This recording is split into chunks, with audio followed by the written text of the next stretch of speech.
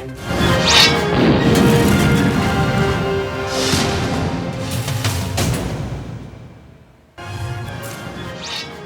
आप देख रहे हैं प्रदेश का सबसे भरोसेमंद news channel India news Uttar Pradesh Uttarakhand. मैं हूं आपके साथ अतुल प्रताप सिंह। एलएसी पर चीन से तनातनी के बाद सीमा पर हालात बेहद तनावपूर्ण बने हुए हैं। हिंसक झड़प में शहीद हुए भारत के 20 जवानों को लेकर पूरे देश भर में गुस्सा है। इस संकट के बीच प्रधानमंत्री नरेंद्र मोदी ने सर्वदलीय बैठक बुलाई और इस बैठक में करीब 20 राजनीतिक दलों के प्रतिनिधि उनके अध्यक्ष शामिल हो रहे हैं। इसमें भारत चीन बॉर्डर पर मौजूदा हालात पर चर्चा हो रही। बैठक में कांग्रेस की तरफ से अंतरिम अध्यक्ष सोनिया गांधी, बसपा सुप्रीमो मायावती, समाजवादी पार्टी की तरफ से रामगोपाल यादव और टीएमसी नेता ममता बनर्जी समेत 20 पार्टियों के प्रमुखों और नेताओं ने हिस्सा लिया। बैठक की शुरुआत में पीएम मोदी ने गलवान घाटी में शहीद हुए जवानों को श्रद्धांजलि अर्पित की। इस वर्चुअल मीटिंग में रक्षा मंत्री राजनाथ सिंह और विदेश मंत्री एस जयशंकर ने एलएसी पर मौजूद हालत के बारे में, जो मौजूदा हालत है उसके बारे में जानकारी दी। इसके साथ ही पिछले 3-4 दिनों में चीन की चालबाजी के खिलाफ सरकार की तरफ से क्या कुछ कदम उठाए गए, इस बारे में विपक्ष के नेताओं को ब्रीफ भी किया जा रहा। लद्दाख में मामले की गंभीरता को देखते हुए भारतीय वायुसेना भी अलर्ट मोड में है। इस बीच वायुसेना प्रमुख राकेश कुमार सिंह भदौरिया ने श्रीनगर और लेह बेस का दौरा किया। वहीं लेह में भारतीय सेना के लड़ाकू विमान और हेलीकॉप्टर उड़ान भरते दिखे। दूसरी ओर भारतीय वायुसेना ने सुखोई 30, MKI मिराज 2000 और जगुआर फाइटर प्लेन को भी लद्दाख इलाके में मूव कर दिया है। लेह, श्रीनगर के अलावा अंबाला, आदमपुर, हलवाड़ा में भी वायुसेना की गतिविधियां तेज हैं।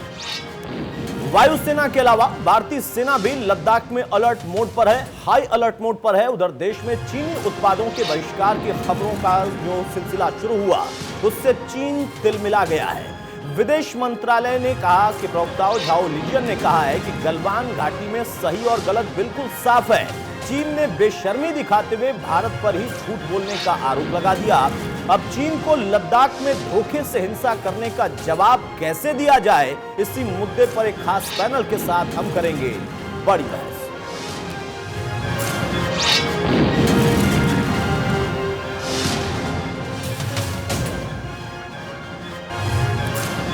तो हम चर्चा की शुरुआत करें उससे पहले हम आपको 2 तस्वीरें दिखाते हैं। पहली तस्वीर चीन विवाद पर सर्वदलीय बैठक की होगी जिसमें चीन के खिलाफ कार्रवाई को लेकर मंथन चल रहा, और दूसरी तस्वीर लेह लद्दाख की है जहां एलएसी के पास वायुसेना हाई अलर्ट मोड पर नजर आ रही है। खुद वायुसेना प्रमुख राकेश कुमार सिंह भदौरिया ने श्रीनगर और लेह बेस का दौरा किया और वहां पर मॉनिटरिंग लगातार सेना कर रही। इन दोनों तस्वीरों में आप देखिए चीन पर जो सर्वदलीय मंथन चल रहा है उसमें सर्वप्रथम सरकार जानकारी देगी कि क्या क्या कदम अब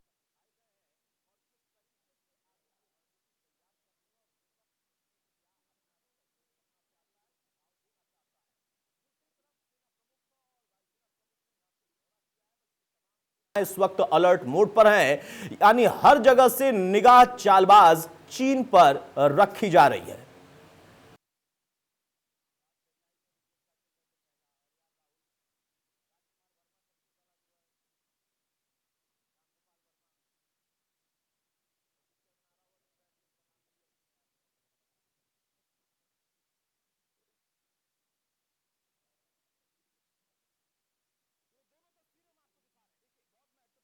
हो जाता है कि एक तरफ ऐसी संकट की घड़ी में हमेशा ही हमने देखा है कि सत्ताधारी दल, वो किसी भी पार्टी का हो, उसके अलावा विपक्ष, दोनों ही मिलकर या सभी मिलकर ना सिर्फ साझा मंथन करते हैं बल्कि वहां से एक सकारात्मक चीज निकलकर हमेशा ही आई है, जो हम परंपरागत तौर पर देखते चले आए कि देश से बड़ा कुछ भी नहीं है। राजनीति होती रहेगी, राजनीति चलती रहेगी देश के अंदर, पार्टियों के अंदर, लेकिन जब बात देश की आती है तो सभी एक सुर में बोलते हैं। लेकिन दूसरा पहलू भी आप देखिए कि जहां एक तरफ सुर में एक साथ मिलने की बात हो रही है, वहीं राजनीतिक तौर पर कुछ बयानबाजियां भी हैं।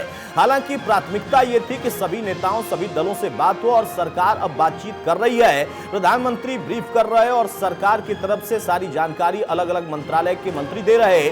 वहीं विपक्ष के भी प्रमुख नेता वहां पर मौजूद हैं और वो भी अपने सुझाव दे रहे हैं।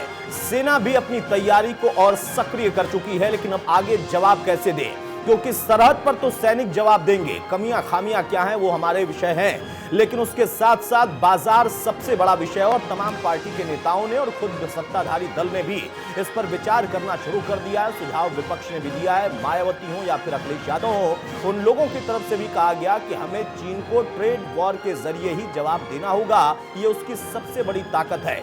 हमारे साथ कुछ खास मेहमान हैं, उनसे मैं आपको तारुफ कराता हूं। चर्चा में आगे बढ़ते हैं। हीरो वाजपेयी हमारे साथ, प्रवक्ता बीजेपी से हैं, बहुत स्वागत है हीरो वाजपेयी आपका। सैफ खान हमारे साथ, प्रवक्ता कांग्रेस के हैं, बहुत स्वागत है सैफ खान आपका। हेमराज वर्मा साहब हमारे साथ हैं, समाजवादी पार्टी के नेता, बहुत स्वागत है वर्मा साहब आपका। सबसे पहले हीरो वाजपेयी साहब, मैं आपसे शुरुआत कर रहा हूं। विपक्ष मांग कर रहा था, सरकार ने मांग मानी और ये दायित्व भी था, हमेशा से परंपरा रही है, उसका आपने भी निर्वहन किया। अब यहां पर मंथन भी होगा, सुझाव भी होगा और साथ में कुछ आलोचनाओं के लिए भी आपको तैयार रहना होगा, क्योंकि बैठक के बाद बहुत संभव संतुष्ट होने और असंतुष्ट होने पर भी चर्चा होगी, लेकिन प्राथमिकता यह थी कि सबके साथ पहले बैठक हो, जो कि हो रही।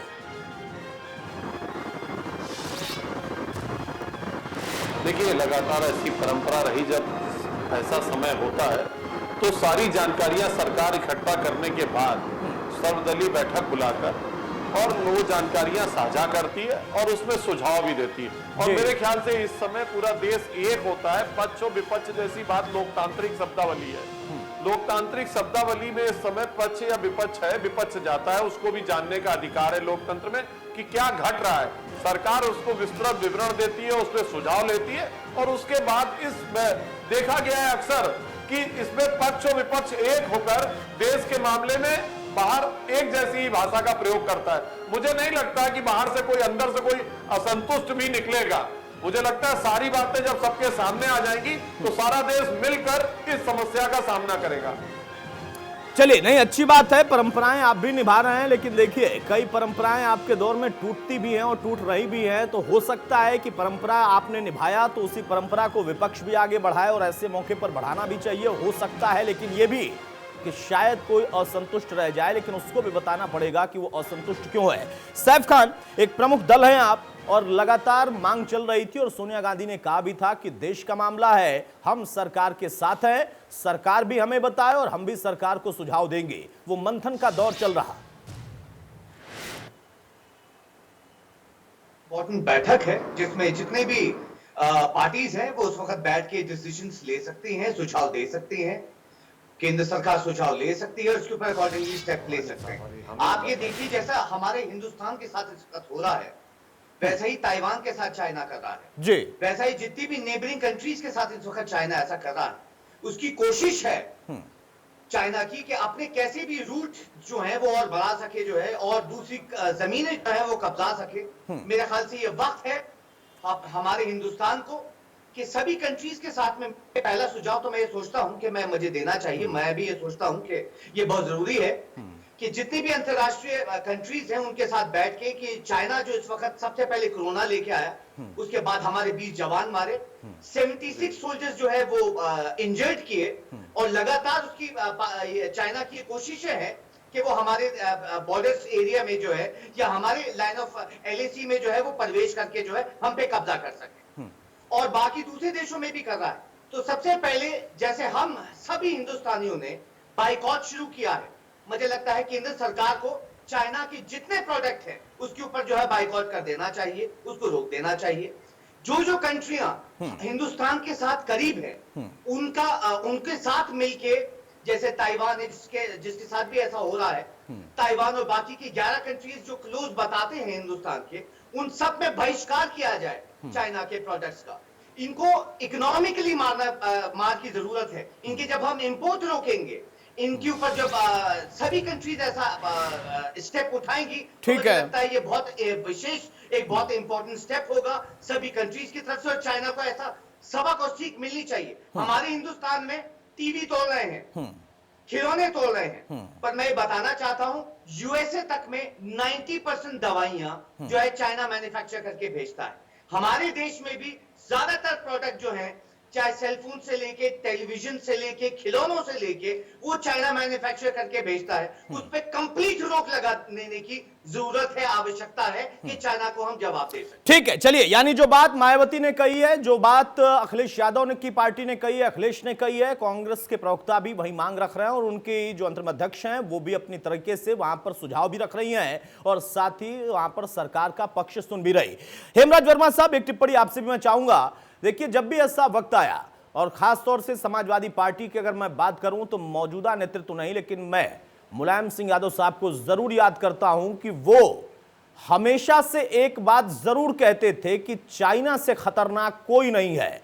कई बार कई मौकों पर उस महकमे को संभालते हुए या फिर न संभालते हुए भी उन्होंने इस बात की चेतावनी हमेशा से दी है कि सरहद पर सबसे बड़ा खतरा चाइना ही है और चालबाजी की कोई तोड़ नहीं है जो उसकी चालबाजी की फितरत है। पहले भी छुरा घोपा था, फिर से छुरा घोपा है। आज जरूरत वही है कि एकजुटता ही हो और जो मांग आपके नेता रख रहे हैं उसी पर एक नीति भी बने। देखिए अतुल जी, काफी बात आपने बोल दी और जिस तरह से आज जो देश के सामने संकट है, सबसे पहले जो हमारे जवान गलवान घाटी में शहीद हुए हैं जी, उनके प्रति मैं श्रद्धांजलि अर्पित करता हूँ और हमारे जवान आज की तारीख में जो हमारे इंजर्ड है उनके ठीक बहुत जल्द से जल्द ठीक होने की मैं ईश्वर से कामना करता हूँ। और साथ ही अतुल जी, राजनीति अच्छी चीज है, लेकिन हमारे देश की परंपरा है कि जब भी कोई देश पर संकट आया है तो सारे दलों में मिलकर सरकार का साथ दिया है और मुंह तोड़ जवाब हमारे देश ने उन शक्तियों को दिया है जिन्होंने हमारे देश के ऊपर आंख उठाने की कोशिश की है। और इसीलिए आज हमारी पार्टी और हमारे पार्टी के नेता आज सरकार के साथ में है, देश के साथ में है। और जैसा कि आपने बताया कि हमारे पूर्व राष्ट्रीय अध्यक्ष, पूर्व मुख्यमंत्री और वर्तमान में संरक्षक हमारे माननीय नेताजी माननीय श्री मुलायम सिंह यादव जी ने पहले ही चीन के बारे में बहुत कुछ बताया है कि चीन किस तरह से कुटिलता से काम करता है, किस तरह से उसकी पॉलिसी रही है और कभी वो अपनी बात पे टिकता नहीं है, वो भरोसे के लायक नहीं है। लेकिन कहीं ना कहीं चूक हुई है और ऐसे लोगों को, ऐसे देश को हम लोगों ने मजबूत किया है आर्थिक दृष्टि से, जहां हमने 5 लाख करोड़ का आयात करके कहीं ना कहीं उसकी अर्थव्यवस्था को मजबूत करने का हमारे देश ने काम किया है। लेकिन इसका अंदाजा शायद नहीं था कि इस तरह से फिर से लाल आंख दिखाएगा, फिर से ये इस तरह से जो है हमारे देश पर जो है निगाह डालेगा। तो मैं हमारे राष्ट्रीय अध्यक्ष जी ने आज सर्वदलीय बैठक माननीय प्रधानमंत्री जी ने बुलाई है, तो उसमें हमारे राष्ट्रीय अध्यक्ष ने हमारे आदरणीय प्रोफेसर यादव जी को रिव्यू किया है और जिस तरह से जो आपसी रणनीति बनेगी समाजवादी पार्टी उस पर अमल करेगी और ऐसी विषम परिस्थिति में, ऐसी कठिन परिस्थिति में समाजवादी पार्टी देश के साथ खड़ी है, देश की सेना के साथ खड़ी है और जो निर्णय लेगी सरकार उसमें हमारी पार्टी पूर्ण तरीके से साथ में खड़ी है। ठीक है, हमारे नेता ठीक है, बिल्कुल हेमराज जी की जो सरकार जानकारी देगी और जो विपक्ष का सुझाव होगा उस पर एक सकारात्मक चर्चा होने के बाद एक नतीजा भी निकलेगा और वो सबकी सहमति से होगा, इसकी उम्मीद हम कर सकते हैं। हीरो वाजपेयी साहब, देखिए तीनों लोग सहमत हैं यहां पर भी और मुझे उम्मीद है पूरी की सर्वदलीय बैठक में भी सहमति होंगे, लेकिन सवाल यहां भी होंगे और वहां तो हो चुके। मैं पुख्ता जानकारी दे रहा हूं, कांग्रेस की तरफ से सोनिया गांधी ने शहीद जवानों को श्रद्धांजलि देने के साथ ही पहला सवाल पूछा है कि कब हुई घुसपैठ, 5 मई से पहले या 5 मई से बाद। सरकार ने यह सर्वदलीय बैठक पहले क्यों नहीं बुलाई। तीसरा सवाल, सीमाई इलाकों में क्या सैटेलाइट इमेज सरकार को नहीं मिल रही हैं।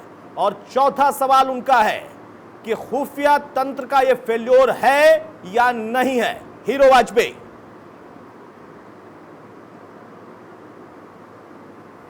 देखिए, जो सवाल आपने कहे कि जो उठाए हैं उसका जवाब सरकार ने उनको दिया होगा। यहाँ मैं उन सवालों का जवाब तो नहीं दे सकता, लेकिन ये जरूर कह सकता हूं कि सरकार पूरी तरह से सचेत है।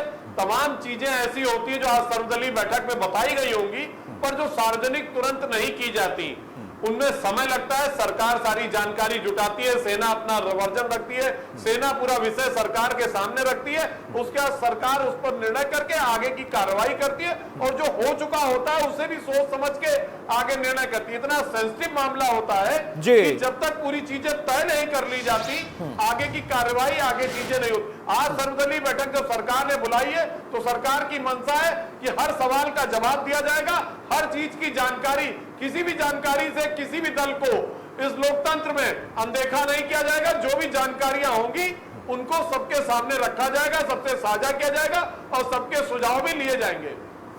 ठीक है सैफ खान, जवाब आप देंगे। हीरो वाजपेयी का कहना है कि यहां उन सवालों का जवाब वो क्या दें, सरकार जरूर जवाब दे रही होगी, लेकिन कांग्रेस के ऊपर भी सवाल है। तारीख से बकायदा पूछा जा रहा है, सारी जानकारियां आपके पास हैं, और सबसे बड़ी बात कि अब सर्वदलीय बैठक के ऊपर भी सवाल सोनिया गांधी ने खड़े कर दिए हैं। राहुल गांधी पिछले 3 दिन से, और जब से सर्वदलीय बैठक की बात हुई थी तब से भी लगातार वो ट्वीट कर रहे हैं, लगातार वीडियो बना रहे हैं, भेज रहे हैं। उसके अलावा क्या वाकई कांग्रेस से मानती है क्या ये बड़ा खुफिया तंत्र का फेल्योर है, जिसका जवाब हो सकता है वहां पर मिल रहा होगा और मिलेगा, लेकिन ये सवाल आपका भी यहां भी रहेगा।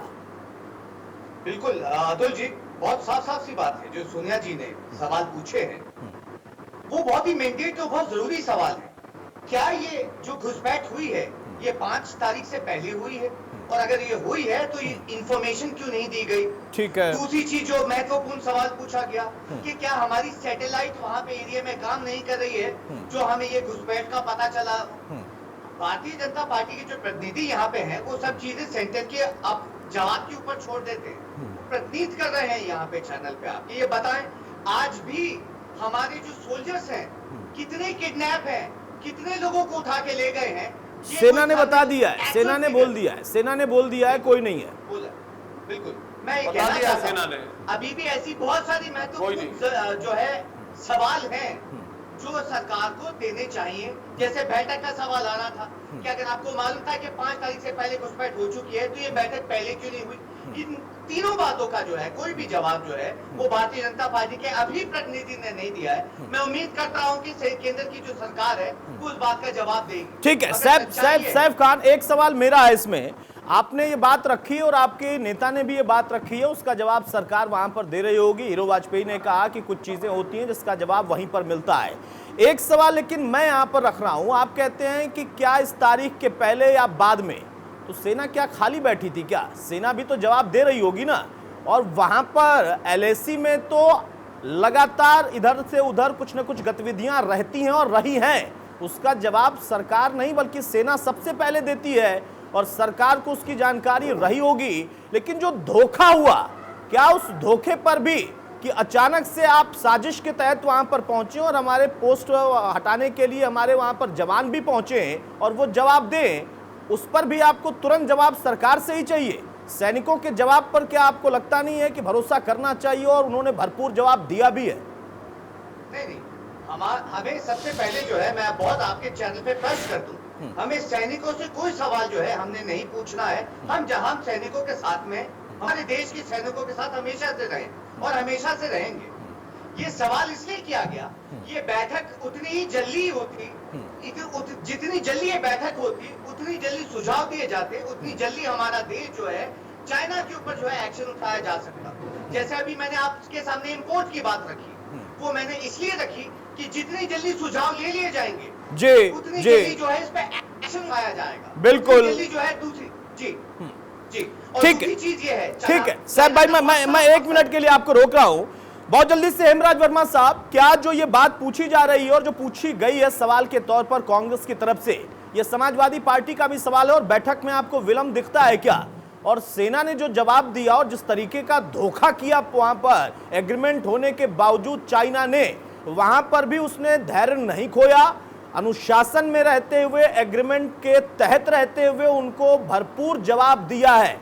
इसमें भी क्या कमजोर मानते हैं हम सरकार के नेतृत्व को? आपकी पार्टी ये मानती है, या हम मानते हैं कि नहीं हमारी सेना सबसे पहले जवाब देने के लिए थी और उन्होंने दिया भी, अब आगे क्या करना है ये यहां इस बैठक का एजेंडा होगा। अगर वो इस तरीके से एग्रीमेंट का उल्लंघन कर रहा है, वो अगर हथियार इस तरीके के लेके आ रहा है जो कि गोलीबारी नहीं, जो कि बमबारी में नहीं, लेकिन चोटिल करने के लिए काफी है, तो हमें भी उस तरीके से तैयार आगे अपनी सेना को करना पड़ेगा।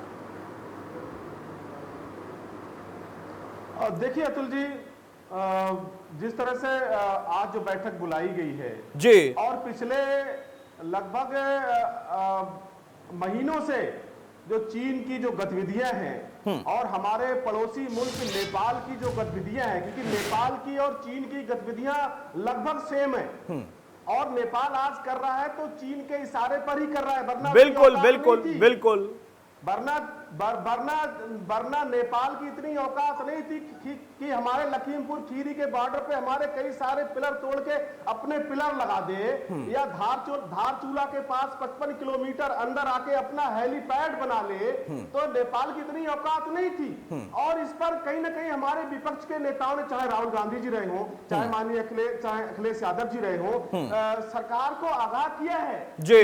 सरकार को सिर्फ इसलिए नहीं कि हम सरकार के कामों में कोई अड़ंगा डालना चाहते हैं, लेकिन जो गतिविधियां हमारे पड़ोसी मुल्कों की जो गतिविधियां हैं, वहां आखिर क्या चल रहा है, सरकार को पूरी जानकारी है या नहीं है। तो सरकार को विपक्ष के जैसे आज हम लोगों ने, आज इन्होंने सर्वदलीय बैठक बुलाई है, तो अगर यही प्लानिंग सर्वदलीय बैठक बुलाकर पहले विपक्ष के नेताओं को बुलाकर अगर रणनीति बना ली गई होती, तो आज ये हमारे इतने जवान शहीद नहीं होते, आज ये हालात नहीं होते। तो कहीं ना कहीं सरकार का जो कम्युनिकेशन जो गैप है, उसमें कहीं ना कहीं जो है सरकार का जो है विपक्ष के साथ सामंजस्य बिठाने में कहीं ना कहीं सरकार नाकाम रही है।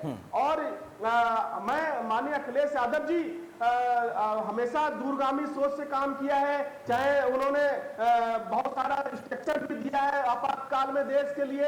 आज हमारा एक्सप्रेस उनका बनाया हुआ आज फाइटर प्लेन उड़ान भरने के लिए वहां पर वो रनवे के रूप में तैयार है। तो कहीं ना कहीं हमारे नेताओं की सोच रही है, और माननीय नेताजी ने चाहे लोकसभा रही हो, चाहे अन्य सारे मौके रहे हो, हमेशा आगाह किया है चीन के बारे में। तो आज जो हमारे देश के जो सीमा पे हालात हैं, ठीक है वर्मा साहब बिल्कुल सही आपने कहा, और मैं इस बात को फिर से दोहराऊंगा। आप अखिलेश के उस काम को बार बार याद दिलाते हैं, मैं तो नेताजी के उन तमाम सलाहों को बार बार याद रखता हूं, क्योंकि उस दौर के नेता अलग हुआ करते थे और नेताजी ने इस चीज को बखूबी समझा भी था।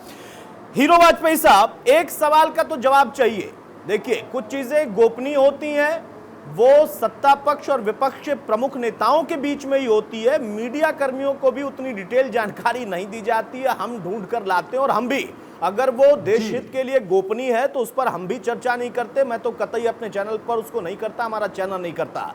लेकिन जो मोटा मोटा हम चर्चा में शामिल कर सकते हैं मुद्दा, वो ये दो सवाल उठ रहे हैं। वो सैफ का भी सवाल है, वो वर्मा साहब का भी सवाल है। सर्वदलीय बैठक पहले हो सकती थी, क्योंकि घुसपैठ और तनातनी की बातें लगातार हो रही थी। क्या वहां पर सरकार ने पहले जो रुख दिखाया वो वाकई उन पर सवाल नहीं खड़े कर रहा? और दूसरा कि जो अब यहां पर एक नई मांग उठ रही है और उसके पहले खुफिया तंत्र के फेल्योर के साथ जोड़कर देखा जा रहा है कि आगे के लिए हमें तैयारी करनी है, उस पर तो जवाब आप दे सकते हैं और देने में सक्षम है कम से कम। नहीं, बिल्कुल। देखिए, ये कहना कि सर्वदलीय बैठक गलत समय बुलाई गई, सरकार तय करती है कब हमारे पास सारी सूचनाएं आ गई, क्या हमने लाइन ऑफ एक्शन बनाना है, क्या हमने पहले किया और क्या हम आगे कर सकते हैं, और तब वो सर्वदलीय बैठक बुलाती है जब फाइनल प्लान तैयार हो जाता है कि आप अपने सुझाव भी इसमें जोड़िए और जो कुछ हमने किया या जो कुछ हुआ है उसकी पूरी जानकारी, पूरा नक्शा आपके सामने है। तो मुझे लगता है सरकार ने जब सब चीजें कर ली है तो सही समय पे सर्वदलीय बैठक बुलाई है। दूसरी बात, जो आप कहते हैं खुफिया तंत्र का फेल्योर है, नहीं, हमने जो एग्रीमेंट कर रखे थे कि हमारे सैनिक निहत्ते जाएंगे। वो एग्रीमेंट भारतीय जनता पार्टी की सरकार ने नहीं किए, ठीक है, इन्हीं लोगों की सरकारों ने किए हैं। और हमको जैसे ही सूचना लगी कि सैनिक 2.5 किलोमीटर पीछे जाने थे, वो नहीं गए, तो हमारे सैनिक देखने गए और उन्होंने वहां धोखे से वार किया। और अगर सूचना ना होती तो हमारे सैनिक कैसे जाते? और जो बातें हमारे मित्र कह रहे हैं, इनको भी मीडिया से ही पता लगता है, ये कोई बॉर्डर पे नहीं थे। इसलिए सरकार के पास सारी सूचनाएं रहती है, सारा तंत्र रहता है, सब कुछ रहता है। बहुत सी चीजें समय आने पे बताई जाती है और बहुत सी चीजें बहुत सी रणनीतिक गतिविधियों के तहत चुप रखी जाती है। ठीक है। हीरो वाजपेयी, आपने जो बात कही, साहब भाई मैं आपके पास ही आ रहा हूँ, आप कुछ कहना भी चाह रहे हो, उसमें एक चीज मैं जोड़ूंगा। हीरो वाजपेयी ने कहा कि आप लोग भी बॉर्डर पर नहीं जाते हैं, हम तो फिर भी मीडिया कर्मी होने के नाते बहुत हद तक जहां तक हमें प्रवेश की अनुमति होती है वहां जाते हैं। यहाँ पर राहुल गांधी ताबड़तोड़ सवाल पूछ रहे थे। आज 2 सवाल मैं पूछ रहा हूं जो हीरो वाजपेयी ने मुद्दा उठाया।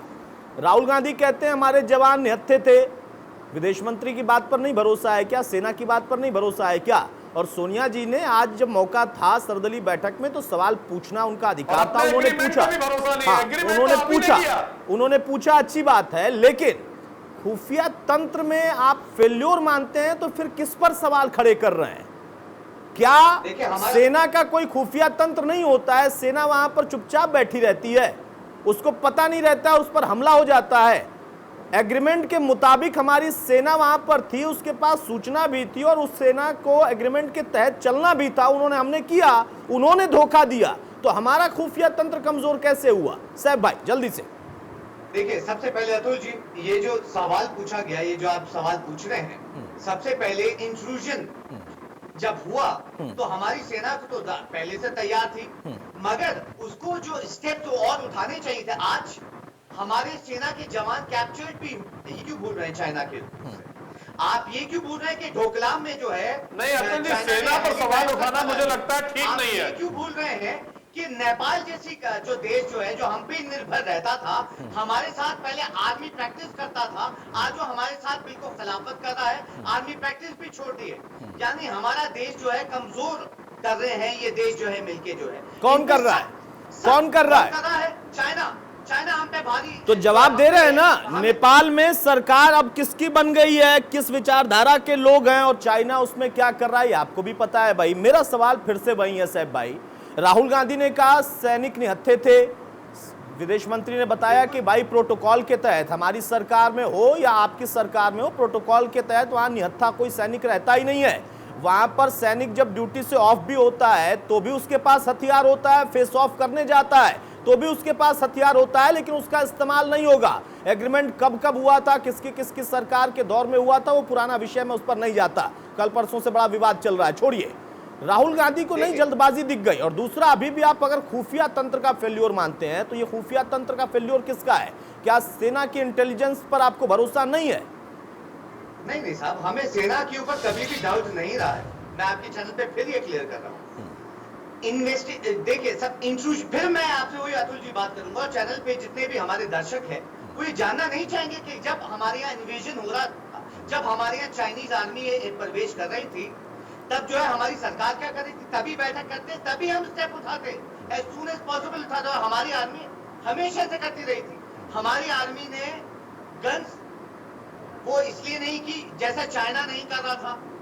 क्यों? क्योंकि 1996 और 2005 का जो एग्रीमेंट हुआ था कि हम फेस ऑफ में जो है गन्स यूज नहीं करेंगे, उसके ऊपर जो है चाइना भी चल रहा था और हमारा हिंदुस्तान भी चल रहा था।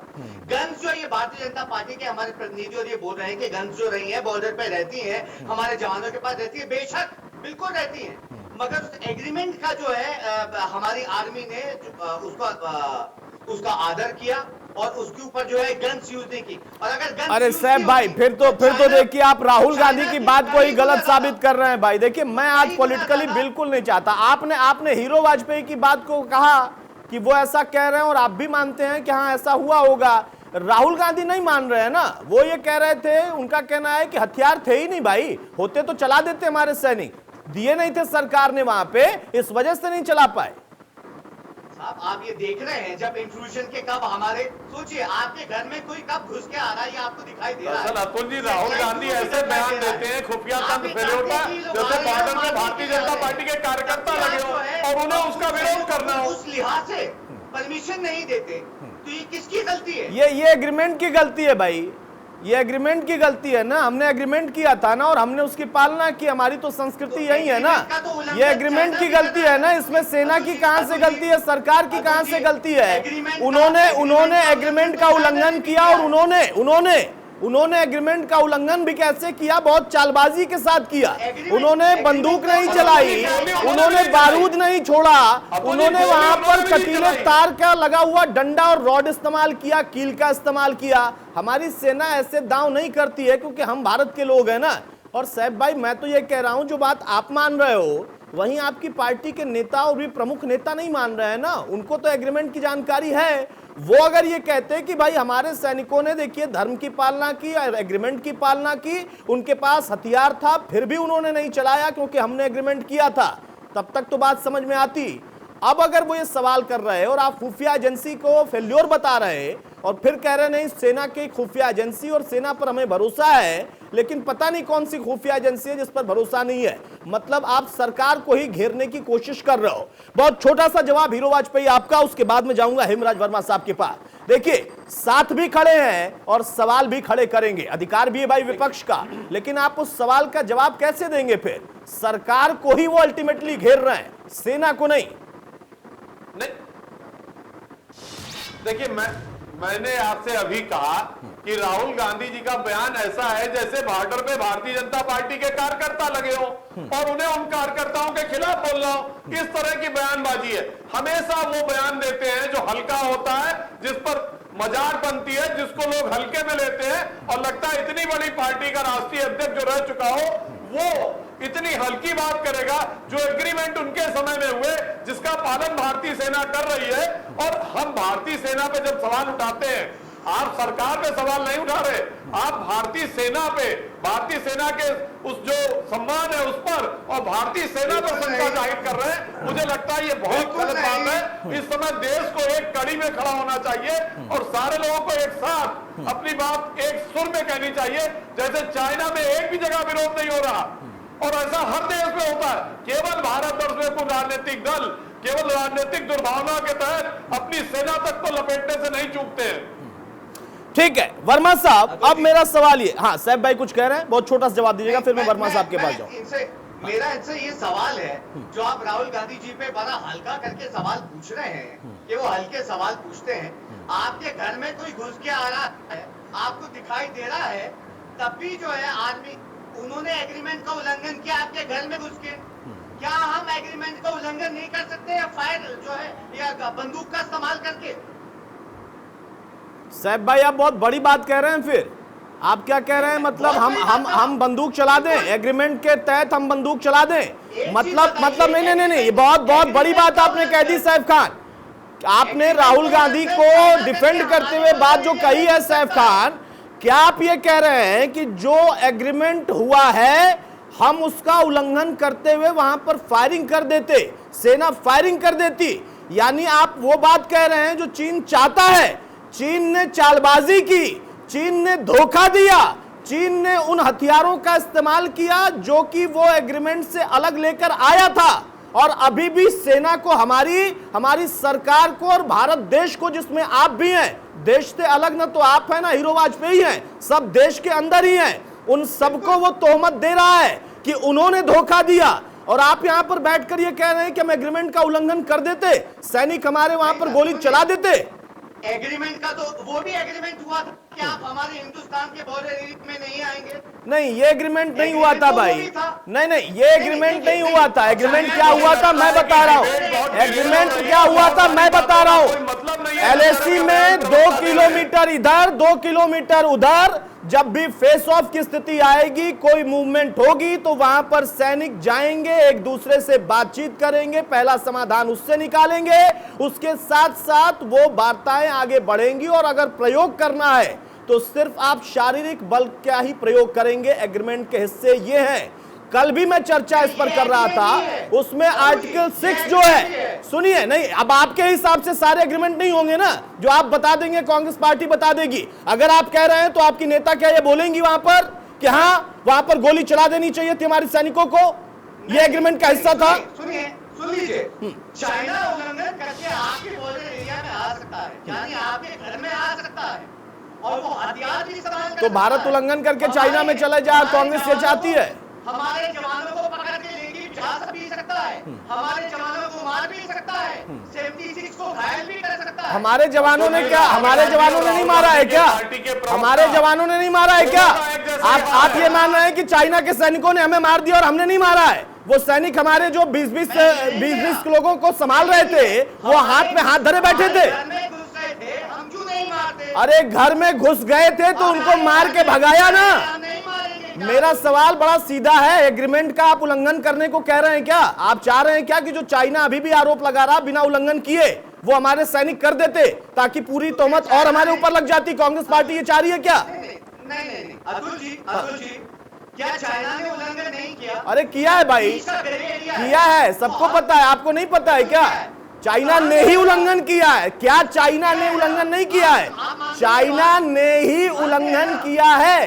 बिल्कुल किया है चाइना ने उल्लंघन। हाँ। तो मैं ये पूछता हूँ सरकार से कि जब चाइना ने उल्लंघन किया है और आप ये मानते हैं कि चाइना ने उल्लंघन किया है, तो जब मोदी जी प्राइम मिनिस्टर बनने से पहले क्या शब्द थे मोदी जी के, याद आए कि हमारी सरकार? अरे भाई, अब सैफ खान अब मैं सुन ही रहा हूं ना। अब मेरा सवाल हो रहा है कुछ और, आप चले गए। मोदी जी ने पहले क्या किया था, क्या कहा था? बिल्कुल किया था, और क्या कहा था मुझे याद है।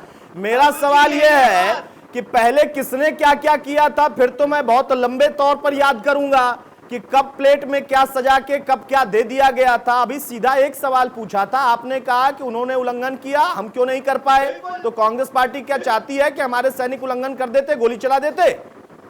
साहब एक चीज मुझे बताइए, तो आप मौजूदा सरकार से पूछिए अब कि जब वो आपके घर में घुस के आ गए, आपको क्या ये वाले हेमराज वर्मा क्या समाजवादी पार्टी भी ये कह रही है? हेमराज वर्मा साहब बस इतना बताइए। सैफ खान कह रहे हैं कि वो अगर घुसकर आए तो हमारे जवानों ने जवाब दिया, लेकिन एग्रीमेंट का पालन किया, हमें उल्लंघन कर देना चाहिए था, गोली चला देनी चाहिए थी। एक समझदार व्यक्ति के तौर पर क्या यह स्वाभाविक आपको लगता है? दो देशों के बीच का एग्रीमेंट, वहां पर प्रोटोकॉल्स भी होते हैं और हमारी सेना पूरे प्रोटोकॉल को फॉलो करते हुए जवाब दे रही थी, उसमें यह कहना कि गोली हमें चला देनी चाहिए थी, यह व्यवहारिक है क्या? देखिए अतुल जी, मैं सत्ता पक्ष की बात भी सुन रहा था, कांग्रेस के प्रवक्ता जी को भी सुन रहा था। अतुल जी, सबसे बड़ी सत्ता पक्ष की कमजोरी ये है कि ये ना तो विपक्ष की बात सुनना चाहते हैं और ना अपनी पुरानी बातों को याद करना चाहते हैं।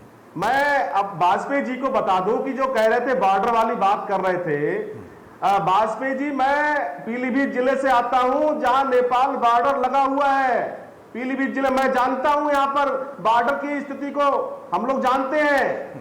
और जिस तरह से जो भारतीय जनता पार्टी की जो मानसिकता रही है, जो सोच रही है, सेना पर राजनीति जो है केवल भारतीय जनता पार्टी ने करने का काम किया है। अगर सेना ने कोई पराक्रम का काम किया है तो बीजेपी के नेता सेना की वर्दी पहनकर जनता में जाते हैं। इससे बड़ी घृणित बात और क्या होगी? काम सेना कर रही है, सिरा ये लेने का काम करते हैं। राजनीतिक लाभ लेने के लिए सेना को इस्तेमाल अगर कोई करता है तो भारतीय जनता पार्टी ने किया है। अभी नेपाल की जहां पर बात हो रही थी, यहां पर जब जो है इतना हल्का जवाब आया रक्षा मंत्री जी का कि नेपाल से हमारा रोटी बेटी का साथ है, यहाँ एक नागरिक की मौत हो जाती है, वो अंदर घुस आता है और हम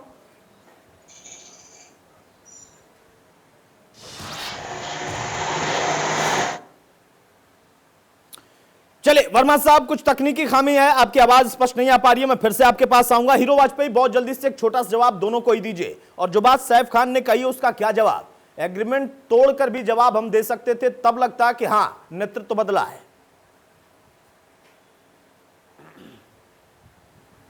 देखिए, ऐसा है कि राहुल गांधी के सवाल और उनके प्रवक्ता का जो कहना, दोनों लगभग समान ही है। चीजों की जानकारी ना होना, अपने जो भी हमारे कमिटमेंट्स हैं, जो भी हमारे एग्रीमेंट्स हैं, उनकी जानकारी ना होना, ये एक स्वाभाविक सा है। कांग्रेस के पूर्व अध्यक्ष का भी बयान उसी तरह रहता है और प्रवक्ताओं का बयान भी। मुझे लगता है साहब खान ने जो बयान दिया है बहुत ही खतरनाक है, और मुझे नहीं लगता कि कांग्रेस का शीर्ष नेतृत्व इनके बयान से सहमत होगा। और जहां तक हेमराज जी की बात है, देखिए ये बात पक्की है कि सख्त नेतृत्व होना चाहिए, नेतृत्व की इच्छा होनी चाहिए। 70 साल के इतिहास में चीन को इतना कड़ा संदेश किसी भी प्रधानमंत्री ने नहीं दिया जितना नरेंद्र भाई मोदी ने दिया है, इसलिए ये बात याद रखनी चाहिए। और मुझे लगता है ये सब विद इन पार्टी जो अपनी अपनी पार्टी की बात कहने हम इस समय बैठे हैं, बातें जरूर उठनी चाहिए, जानकारियां जरूर होनी चाहिए, साझा भी होनी चाहिए, लेकिन देश के मसले पर इस तरह की क्षुद्र राजनीति नहीं करनी चाहिए। ठीक है, अब हीरो वाजपेयी, देखिए राजनीति तो होगी, वो भी हमारे देश की परंपरा ही है, और क्रेडिट लेने की बात वर्मा साहब अभी कह रहे थे, उनकी आवाज चली गई है तो मुझे याद आ गया कि क्रेडिट तो सभी ले रहे हैं और सभी लेते रहे हैं।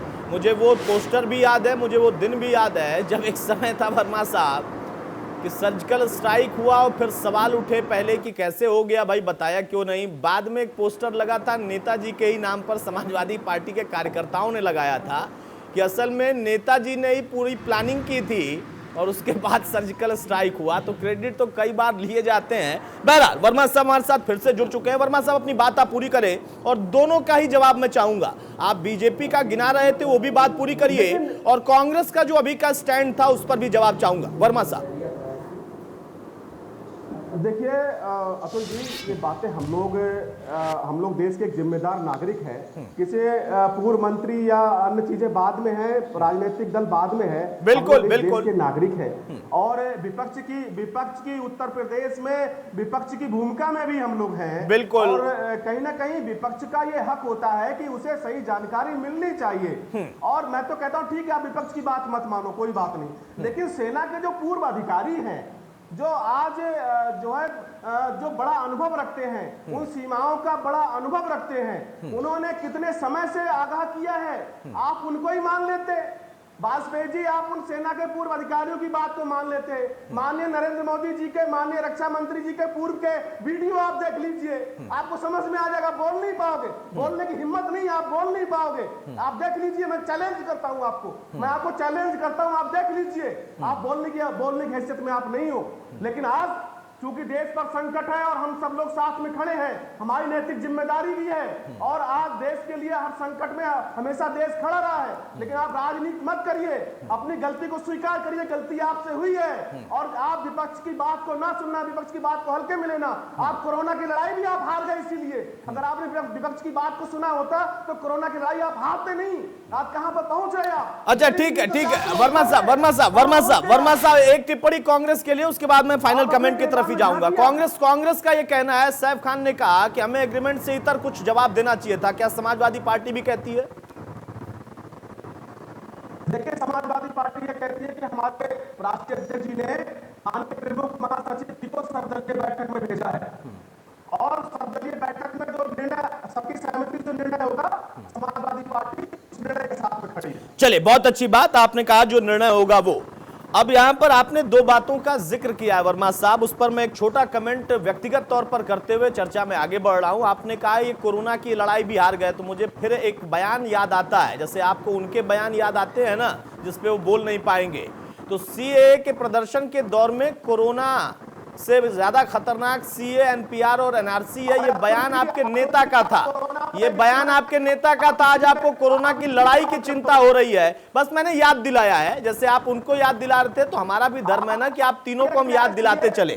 ठीक है, नहीं, अरे अब बुरा मानने की जरूरत नहीं है, बाकी सर्वदलीय बैठक पर ही हम आ जाते हैं। उनको आपने याद दिलाया, मैं आपको याद दिला रहा हूं, आप और उनको याद दिलाइएगा, फिर मैं आपको याद दिलाऊंगा और उनको भी दिलाऊंगा।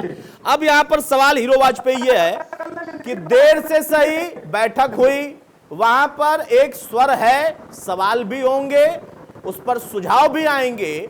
यहां सबसे बड़ा सवाल अब यह है कि सरहद पर ना तो सरकार जाके जवाब देगी और ना ही प्रवक्ता जवाब देंगे, और ना ही हम भी जाकर पत्रकार के तौर पर भी, मैं कह रहा हूं, मैं आप ही लोगों को नहीं कहूंगा सिर्फ कि हम जवाब नहीं देंगे, हमारे सैनिक ही जवाब देंगे। हाँ, हम उनके साथ खड़े हो सकते हैं, उनका मनोबल बढ़ा सकते हैं, सरकार उनको सुविधाएं दे सकती है, सरकार उनके साथ और ज्यादा उनको कैसे छूट मिले उस पर विचार कर सकती है, और विपक्ष उसमें सहयोग कर सकता है देश की एक नीति के तौर पर। लेकिन सरकार एक काम जरूर कर सकती है, और उसमें विपक्ष भी देखें कि कितना साथ देता है जो मांग कर रहा। क्या आप ऐसी नीति बनाने को तैयार हैं जो कि कहने में नहीं होने में भी दिखाई दे? व्यापार पर उतना ही बड़ा और कड़ा प्रहार, ये तो हम कर सकते हैं, विपक्ष भी कर सकता है, सरकार भी कर सकती है, इसमें भी लेकिन पहलू हैं और कह देने से ऐसा नहीं होता है कि व्यापार रुक जाएगा। व्यापारी व्यापार करना बंद कर देंगे, उससे चीन कल यहां पर आकर व्यापार नहीं कर लेगा, टेंडर नहीं ले लेगा, क्योंकि जो फोरम होते हैं, जिन जगहों पर हम मेंबर्स हैं, वहां पर कोई रोक टोक नहीं है। और अगर आप रोक टोक करेंगे तो उसके लिए एक अलग नीति बनानी पड़ेगी। क्या उसके लिए भी आपकी सरकार तैयार है? इतना ठोस कदम भी आप उठाएंगे या व्यापार की चिंता भी करेंगे और सरहद भी बचाएंगे? देखिए, दोनों तरह से, चाइना से रणनीतिक रूप से, राजनीतिक रूप से, कूटनीतिक रूप से, आर्थिक रूप से, व्यापारिक रूप से सभी मोर्चों पर लड़ाई लड़ेंगे। तरीके अलग अलग होंगे और उसको परास्त करने के लिए कोई भी कदम उठाने से पीछे नहीं हिचकेंगे। ठीक है, ठीक है। सैफ खान, जो आप मांग कर रहे हो, आपकी पार्टी मांग कर रही है, अन्य दल भी कर रहे हैं। हीरो वाजपेयी ने बहुत कम शब्दों में कह दिया, कोई कदम पीछे हटाने से नहीं हिचकेंगे। ऐसा तो नहीं हो जाएगा कि कुछ एग्रीमेंट आपके भी हैं पार्टी स्तर पर, उसमें आप कहेंगे नहीं वो चलते रहें और सरहद पर सैनिक लड़ते रहें? नहीं साहब, मैं तो बहुत ही साफ आपके प्रश्न और ये करता हूं कि जब चाइना ने डोकलाम में सबसे पहले इन्वेजन किया था, हेलीकॉप्टर हेलीपैड्स बनाने का वो किया था, तभी जो है चाइना के प्रोजेक्ट्स का बहिष्कार कर देना चाहिए था। पर ये सरकार जो है, भारतीय जनता पार्टी, कहने में कुछ है और करने में कुछ है। हम ये उम्मीद करते हैं इस बार कि आप ऐसा कोई जो है सुझाव लें और उसके बाद उसको इंप्लीमेंट करें कि हम जो है चाइना को सख्ती से जो है वो जवाब दे सकें। क्या सुझाव देंगे? आपने डोकलाम का जिक्र किया तो मुझे याद आया कि जिस वक्त डोकलाम था उसी वक्त मुलाकात भी हो रही थी, डिनर पार्टी भी चल रही थी, जिसको रणदीप सुरजेवाला ने पहले नकारा। फोटो सामने आ गई तो कहा हाँ ऐसे ही मिले थे चीनी एम्बेसडर से राहुल प्रियंका। नहीं तो मिले थे तो ये आप उसको यहाँ इस डोकलाम से कैसे जोड़ रहे हैं? डोकलाम के वक्त में मिले थे ना, इसलिए जोड़ रहा हूं। डोकलाम में सैनिक जवाब दे रहे थे और आपके नेता डिनर कर रहे थे उनके साथ, इसलिए पूछा। भाई आपने जोड़ा इसीलिए पूछा, इतना तो हमारा भी हक बनता है ना। अगर सरकार को तभी बंद कर देना चाहिए था तो आपको भी डिनर बंद करके मांग करनी चाहिए थी ना। आपका प्री प्लान डिनर था तो भी कैंसिल कर देना चाहिए था कि भाई डोकलाम में हुआ। आपके नेता ने क्यों नहीं किया उस समय? हम वहां पे सुझाव भी, राहुल गांधी जी वहां पे सुझाव भी देने के लिए गए थे। किसको? चीनी एम्बेसडर को गए थे बिना बताए? बिल्कुल। राहुल गांधी उस वक्त किस पद पर थे कि चीनी एम्बेसडर से सुझाव देने के लिए सरकार को और विपक्ष के बाकी नेताओं को बिना बताए चले? नहीं, मैं बहुत लॉजिकल, अरे बिल्कुल आप जवाब दीजिएगा सर, मैं लॉजिकल सवाल पूछ रहा हूं। राहुल गांधी उस वक्त किस पद पर थे कि बिना सरकार को बताए, बिना विपक्ष के बाकी अन्य नेताओं को बताए, सीधे चीनी एम्बेसडर को सुझाव देने चले गए? तो क्या आप ये क्या नहीं जा सकते? जा सकते हैं क्या? पता नहीं था मुझे। नहीं जा सकते हैं साहब, भाई नहीं जा सकते हैं। जब एक तरफ सरहद पर तनाव हो तो एक पार्टी का नेता विपक्ष को बिना बताए, सत्ता पक्ष को बिना बताए, एक चीनी एम्बेसडर या किसी देश के एम्बेसडर से मुलाकात कर ले और उस मुलाकात को पहले नकारे और फोटो आने के बाद स्वीकारे, और आप यहां पर बैठ कर रहे हैं कि नहीं जा सकते क्या? मतलब वो राहुल गांधी है तो कहीं भी जा सकते हैं, किसी से भी मिल सकते हैं। सरकार आपको ना बताए तो आपको आपत्ति है और राहुल गांधी ना बताए तो आपको कोई आपत्ति नहीं है। सेना आपको ना बताए गोपनीयता के आधार पर तो आपको आपत्ति है कि कांग्रेस को क्यों नहीं बताया, और राहुल गांधी ना बताएं तो आपको कोई आपत्ति नहीं है। क्या अव्यवहारिक बात कर रहे हैं साहब भाई? रुक जाइए। जब बोलिए। इन्वेजन होके हेलीकॉप्टर बनाए जा रहे थे, किसको जवाब देना चाहिए था? सरकार को जवाब देना चाहिए था। कुछ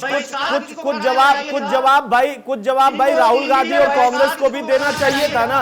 मैं तो कह रहा हूं सरकार जवाब दे रही है, उसी पर हम चर्चा कर रहे हैं। आप जरा जो बोल रहे हैं उसको फिर से आप समझ लीजिए। नहीं, जो आप बोल रहे हैं फिर से आप समझ लीजिए। आपने जो बोला है व्यवहारिक नहीं है। आप ये कह रहे हैं राहुल गांधी नहीं मिल सकते क्या? मिले तो 2008 में भी थे। कल आपके पार्टी के प्रवक्ता एक बैठे थे, वो कह रहे हैं कि अमान्य होता है दो पार्टियों में अगर कोई एमओयू होता है तो। क्या राहुल गांधी को नहीं पता था? और आप डोकलाम का जिक्र कर रहे हैं और मैं डोकलाम के दौर की याद दिला रहा हूं। आप कह रहे हैं मिल नहीं सकते हैं। क्या मतलब एक तरफ सरहद पर चीन डोकलाम में प्रवेश कर रहा था, अतिक्रमण कर रहा था, और राहुल गांधी वहां डिनर कर रहे थे और आप कह रहे हैं मिल नहीं सकते हैं? क्या सुझाव देने गए थे? क्या सुझाव देने गए थे भाई? और सरकार को क्या बताया उसके बाद? क्या बताया उसके बाद सरकार को? उसके बाद सरकार को क्या बताया ये बता दीजिए, चलिए अब अगर याद आ रहा हो तो। अच्छा, तो राहुल गांधी ने बोला और चाइना मान गया। इतने अच्छे संबंध है राहुल गांधी से चाइना के, ये आप कह रहे हैं? हमारा राहुल गांधी जी का जो फर्ज था उन्होंने वो तो निभाया। फर्ज किस नाते से निभाया भाई? चाइना ने इसमें चालबाजी। अरे देश चला रहे हैं, पार्टी नहीं चला रहे हैं। यहाँ देश चलाने की बात है और देश चलती है सरकारों से, जिसमें पक्ष भी होता है विपक्ष भी होता है। अरे संविधान को मानते हैं कि नहीं मानते हैं भाई? अरे साहब भाई जो सोच रहे हैं जरा विचार कर लीजिएगा, विचार कर लीजिएगा। नहीं, बार बार कह रहा हूं विचार कर लीजिए। अरे देश चलाना पार्टी चलाना दोनों में अंतर है भाई। देश में सत्ता का भी उतना योगदान है, उससे ज्यादा महत्वपूर्ण योगदान विपक्ष का है। राहुल गांधी बिना किसी को बताए, अपनी पार्टी तक के नेताओं को बिना बताए, विपक्ष के और पार्टियों को बिना बताए और सत्ता पक्ष को तो बिना बताए ही सुझाव देने चले गए थे सीधे। आप ये कह रहे हैं ऑन एयर बैठकर? तो सुझाव दे नहीं सकते क्या? ये क्या कहना है?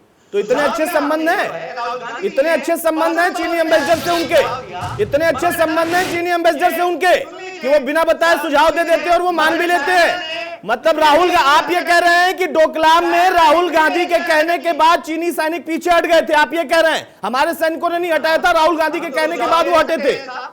हम तो चाइना को अभी भी सुझाव दे सकते हैं कि आप प्लीज ये ऐसी हरकतें मत करिए हमारे देश में, हमारी। वर्मा साहब इस पर तो मैं एक टिप्पणी चाहूंगा। बीजेपी पर तो आपने बहुत बोला, इस पर मैं एक टिप्पणी चाहूंगा।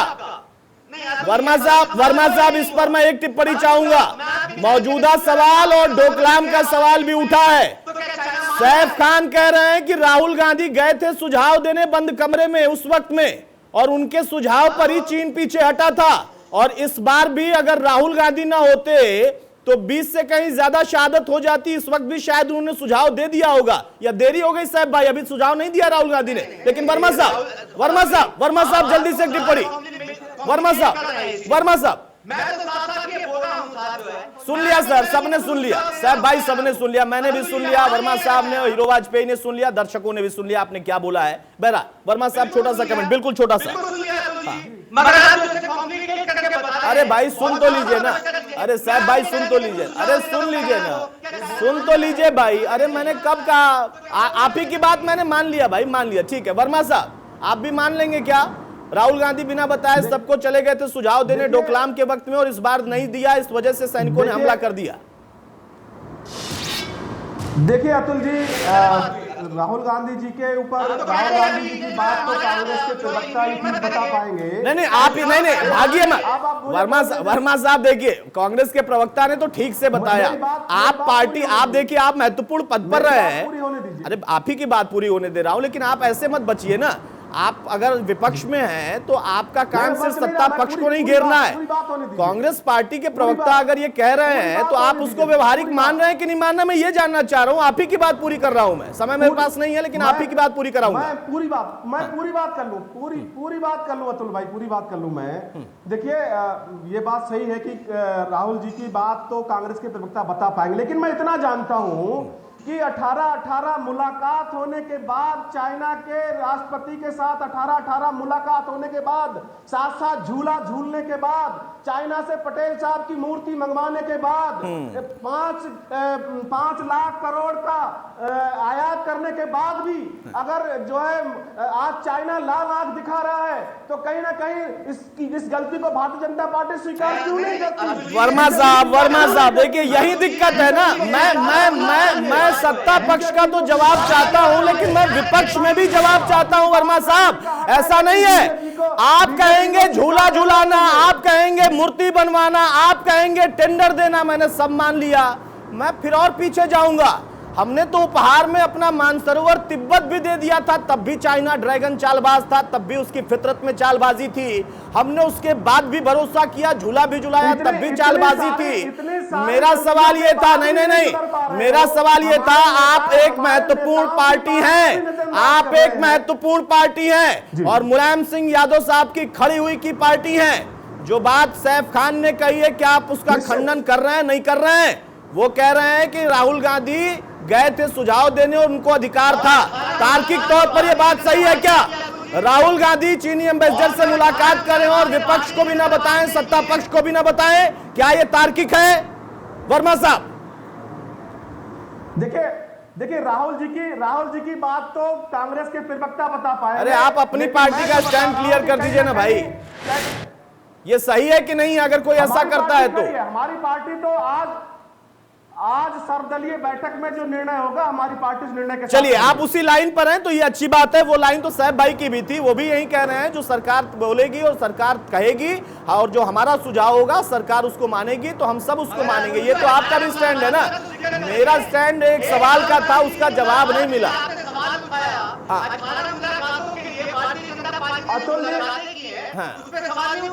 अरे उठाइए ना, किसने रोका है? 4 सवाल तो मैंने आपको बताया कि सोनिया जी ने क्या उठाया है। मैंने उठाया ना, मैंने बताया आपको सवाल कि आपके नेता ने क्या उठाया है। सवाल मैंने तो बता दिया भाई। लेकिन जरा साहब भाई एक बात विचार कर लीजिएगा, राहुल गांधी या कोई भी बीजेपी का कोई नेता हो, किसी और दल का नेता हो, ऐसे जाकर एम्बेसडर से मुलाकात कर ले। पहले कहे ना मुलाकात हुई, फिर फोटो आए तो कहे मुलाकात हुई, और आप कहते हैं सुझाव देने गए थे। किस हैसियत से भाई? किसी भी पार्टी का नेता सरकार को और विपक्ष को बिना बताए वो जाकर सुझाव देने चला गया था, और आप क्रेडिट ले रहे हैं कि डोकलाम में इस वजह से सैनिक चीन के हट गए थे। हमारे सैनिकों ने और सरकार ने नहीं हटाया था। सरकार की बात छोड़ दीजिए, हमारे सैनिकों ने नहीं हटाया था। और इतना ही सुझाव मानना था तो इस वक्त भी सुझाव दे देते। इनका इंटेलिजेंस फेल्योर था। राहुल जी से तो अच्छे संबंध है, आप ही बता रहे हैं। तो ये बातें बड़ी अव्यवहारिक है। बहरहाल बहुत शुक्रिया हीरो वाजपेयी आपका, सैफ खान आपका और हेमराज वर्मा साहब आपका। तो कुल मिलाकर देखिए, सारी राजनीति और राजनीतिक बयानबाजी वो चलती थी, चलती है और भविष्य में भी चलती रहेगी। इसको राजनीति कहते हैं और हमारे भारत की सबसे खूबसूरत ये राजनीति है। लेकिन उसमें एक और अहम पहलू है कि उस राजनीति के बीच में भी जब देश की बात आती है, सरहद की बात आती है, तो कम से कम जैसे तैसे लेकिन एक सुर आखिरकार निकलता ही है, क्योंकि वो देश की जनता की आवाज होती है और जनता के सामने सारे राजनीतिक दल घुटने ही टेकते हैं। नमस्कार।